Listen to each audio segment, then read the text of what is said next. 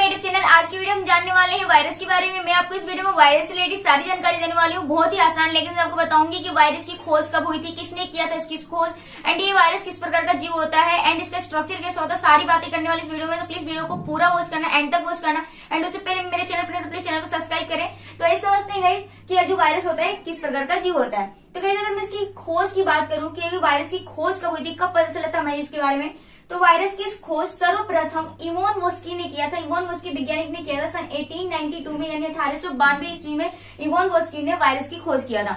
अब बात आती है कैसे खोज की उन्होंने, किस प्रकार से पता लगाया। तो देखिए उसके लिए उन्होंने क्या किया, तंबाकू की मोज़ेक पत्तियों का अध्ययन कर बताया कि ये तंबाकू का पौधा संक्रमित है एक अकोशिकीय संरचना से, जिसे नाम दिया टीएमवी वायरस, यानी तंबाकू मोज़ेक वायरस। देखिए एक्चुअली में उन्होंने क्या किया था, जो हमारे इवोन वोस्की थे, इन्होंने तंबाकू की मोज़ेक पत्तियां ली थी। तंबाकू की मोज़ेक पत्तियों से मतलब है तंबाकू की ऐसी पत्तियां जो करली हो गई थी, घूम गई थी, ऐंठ गई थी।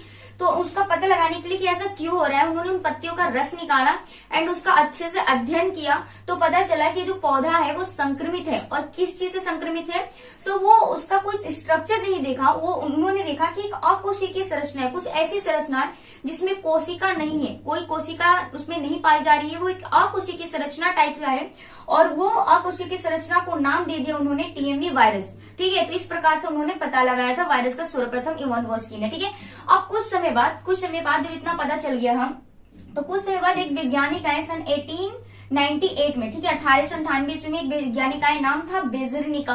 बेजरनिका ने क्या किया, अपना एक कथन दिया, उन्होंने एक कथन दिया। कथन क्या दिया, कॉन्टेनियम वाइवम फ्लूइडियम, इसका मतलब होता है संक्रमित जीवित तरल।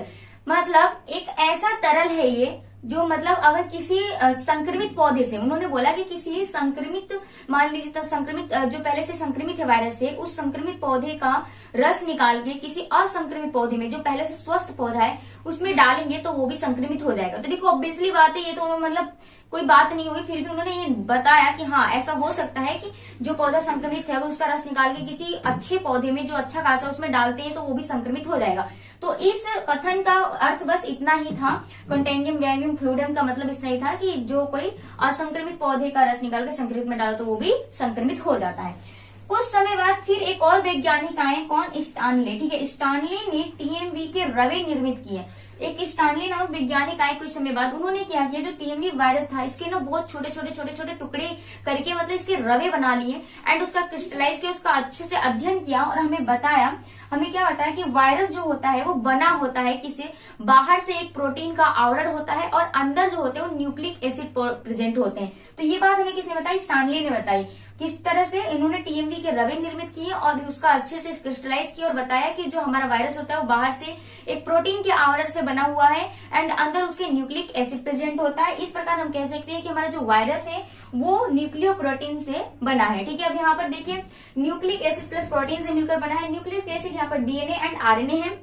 यहाँ पर आप स्ट्रक्चर देखें तो आपको जो इस तरीके से गोल गोल इसके बाहर दिख रहा है, मान लीजिए दो वायरस हैं, ठीक है, इसके बाहर जो आपको दिख रहा है ये प्रोटीन का आवरण है। तो इस प्रकार से वो प्रोटीन के आवरण से घिरे हुए हैं और अंदर जो है न्यूक्लिक एसिड डीएनए हो सकता है या आरएनए हो सकता है। तो इस प्रकार से ये बने होते हैं, कौन, हमारे वायरस बने होते हैं। तो इस प्रकार से उन्होंने बताया कि ये जो हमारे वायरस होते हैं वो न्यूक्लिक एसिड प्लस प्रोटीन से बने होते हैं। अब यहाँ पर आपको दिख रही है जो इस तरीके से पूरा आवरण की अगर मैं बात करूं तो वायरस का जो पूरा आवरण आपको दिख रहा है इसको बोलते हैं कैप्सिड। ठीक है, और इसके एक इकाई को बोलूं, जिस तरीके से गोल गोल आपको दिख रहा है, एक इकाई की बात करूं तो इसको बोलते हैं कैप्सोमियर। ठीक है, प्रत्येक इकाई को इसको हम बोलते हैं कैप्सोमियर एंड पूरे के पूरे आवरण को बोलते हैं कैप्सिड। तो कैप्सिड क्या करता है, प्रोटीन का बना कैप्सिड विषाणुओं में क्या करता है, उनके न्यूक्लिक एसिड जो होते हैं ये आरएनए और डीएनए इनको प्रोटेक्ट करते हैं, उनकी रक्षा करते हैं। राइट, नेक्स्ट है यही बात यहाँ पर लिखा हुआ कि वायरस में कैप्सिड का आवरण न्यूक्लिक एसिड को क्या करता है, प्रोटेक्ट करता है, उसकी रक्षा करता है। ठीक है, नेक्स्ट अगर बात बोलूं कि वायरस को सजीवों और निर्जीवों के बीच की कड़ी माना जाता है। यस, हमारे जो वायरस होते हैं उसको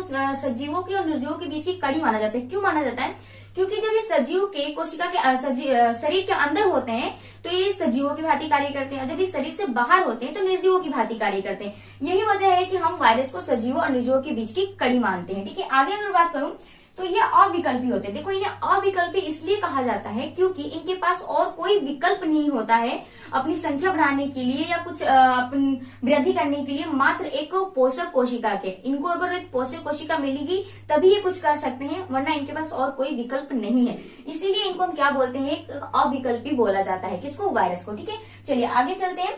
आगे है वायरस एकमात्र। वैसे अगर मैं आपको बात बता दूं, चलिए इसको बताने से पहले मैं आपको बता दूं, वैसे तो हमारे जितने भी जीव होते हैं उन सभी में कुछ कुछ छोड़ के लगभग सभी जीव में जो हमारा अनुवांशिक पदार्थ होता है, जेनेटिक मटेरियल होता है, क्या होता है, डीएनए होता है। बट हमारा वायरस जो होता है एकमात्र ऐसा जीव होता है, ठीक है, एकमात्र ऐसा जीव होता है हमारा वायरस जिसमें जो डीएनए होता है, जो हमारा अनुवांशिक पदार्थ होता है वो डीएनए के साथ साथ आरएनए भी हो सकता है। यस, हमें पता है कि हमारे सारे जीवों में अनुवांशिक पदार्थ जो होते हैं वो डीएनए होते हैं, लेकिन वायरस एकमात्र ऐसा जीव है जिसमें अनुवांशिक पदार्थ डीएनए और आरएनए दोनों ही हो सकते हैं।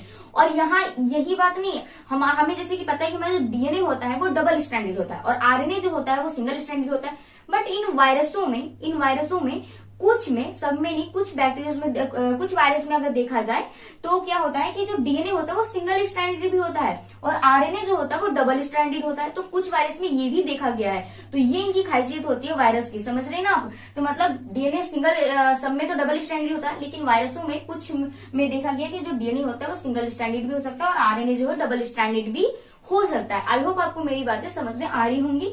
आगे बात करते हैं कि वायरस के आकार में वृद्धि नहीं होता है। देखिए वायरस जो होते हैं अपने आकार में, मतलब अपने आकार को नहीं बढ़ा सकते हैं, हाँ ये अपनी संख्या को बढ़ा सकते हैं। यहाँ क्या बोला है कि वायरस गुणन कर संख्या को बढ़ा सकते हैं। देखिए उन्हें अपना आकार नहीं बढ़ा सकते हैं लेकिन अपनी संख्या को बढ़ा सकते हैं, और संख्या को बढ़ाने के लिए भी उनको एक विकल्प चाहिए, एक होस्ट सेल चाहिए, एक पोषक कोशिका चाहिए। जैसे ही उनको एक पोषक कोशिका मिलती है, उस पोषक कोशिका की पूरी मशीनरी का यूज करके अपनी संख्या को लगातार वृद्धि कर लेते हैं, बढ़ा लेते हैं। तो ये था हमारे वायरस के बारे में। मैंने जितना भी इंपॉर्टेंट पॉइंट था मैंने आपको बता दिया है। अगर वीडियो पसंद है तो वीडियो को लाइक करें और समझ में नहीं आए तो एक बार दोबारा से वीडियो को देख लेना। Thank you for watching.